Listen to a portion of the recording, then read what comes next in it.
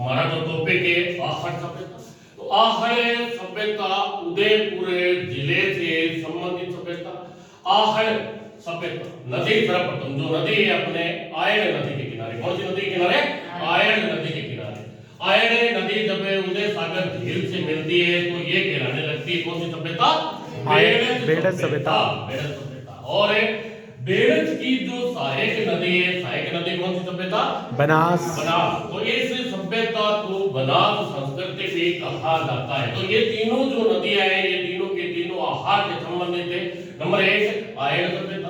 आयड़ सभ्यता इसी कारण कहा जाता है कि आयड़ नदी के किनारे। दूसरा बेड़ज नदी के किनारे। तीसरा बनास नदी के किनारे। और बनास नदी के किनारे देखिए ये सभ्यता है उसे मुहाने पर सभ्यता है। इसी कारण यहाँ पे जो उत्खनन करता थे अपने धीरज लाल जी सांकलिया, उन्होंने सभ्यता को जो नाम ही दे दिया वो क्या नाम दे दिया अपने?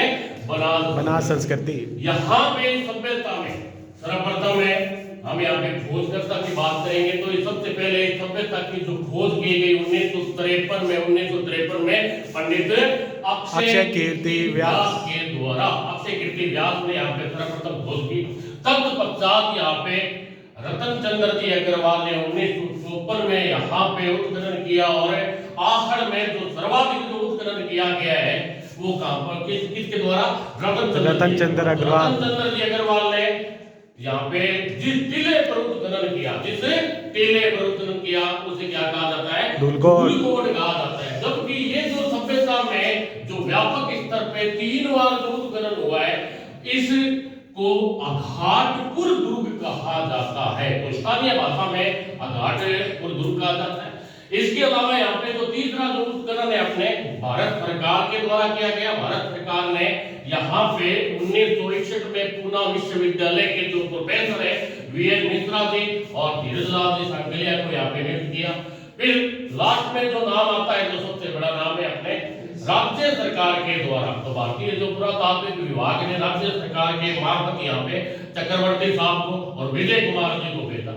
अब ये जो सभ्यता है यहाँ पे 3 स्तर पे खुदाई हुई। पहले स्तर पे हमारे को जो सर्वाधिक जो तांबे के उपकरण मिले जिस कारण सभ्यता को ताम्रवती नगरी भी कहा जाता है। यहाँ पे तांबे गलाने की जो भट्टियां हैं वो भी प्राप्त हुई है। और प्रथम स्तर की खुदाई में जो सर्वाधिक हमारे को जो स्फटिक के जो पत्थर है वो मिले।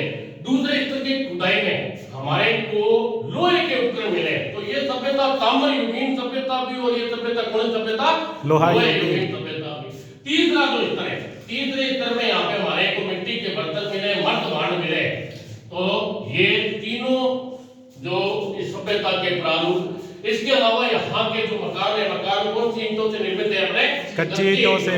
कच्ची ईंटों से। कालीबंगा में भी कच्ची ईंटों के थे। मकान आयताकार, कौन से रहेंगे? आयताकार मकान थे। संयुक्त परिवार प्रथा प्रचलित थी और संयुक्त परिवार प्रथा का जो सबसे बड़ा उदाहरण है यहाँ से हमारे को सामूहिक भोजन के साक्ष्य मिले। और सामूहिक भोजन का जो सबसे बड़ा जो साक्ष्य क्या साक्ष्य है कि एक घर में 6 चूल्हे मिले। तो बड़ा परिवार होता था तो भोजन निर्मित करने के लिए अलग अलग चूल्हे बने होते थे। इसके अलावा एक चूल्हा तो ऐसा मिला है जिस पर स्त्री के हाथ का छापा अंकित है। स्त्री के हाथ का छापा अंकित है। यहाँ से हमारे को गोरे और कोटे के साक्ष्य मिले। तो गोरे और कोटे यहाँ की स्थानीय भाषा में बड़े बड़े मिट्टी के बर्तन होते थे, मर्द भांड होते थे जिनमें अन्न को सुरक्षित रखा जाता था। इसके अलावा ये सभ्यता 8 बार विकसित हुई, पतन हुआ इस सभ्यता का। और ये जानकारी हमारे को जो देने वाले जो व्यक्ति है धीरजलाल जी सांकलिया ने ये बात हमें बताई। ये सभ्यता 8 बार विकसित हुई थी और 8 बार इसका क्या हुआ था? पतन हुआ था। जिस प्रकार मोहनजोदड़ो को मर्दकों का टीला कहा गया उसी प्रकार सांकलिया साहब ने सभ्यता को जो नाम दिया है मर्दकों का टीला दिया है। इधर से आप आइए, यहाँ पर 6 तांबे की यूनानी मुद्राएं मिली है जिन पर यूनानी देवता अपोलो का चित्र बना हुआ है और साथ में यूनानी भाषा में लेख भी लिखा हुआ है। इसके अलावा यहाँ से हमारे को एक टेराकोटा कला के अंदर निर्मित मिट्टी का जो बेल की आकृति है वो मिली है जिसे नाम दिया गया है बनासियन बुल।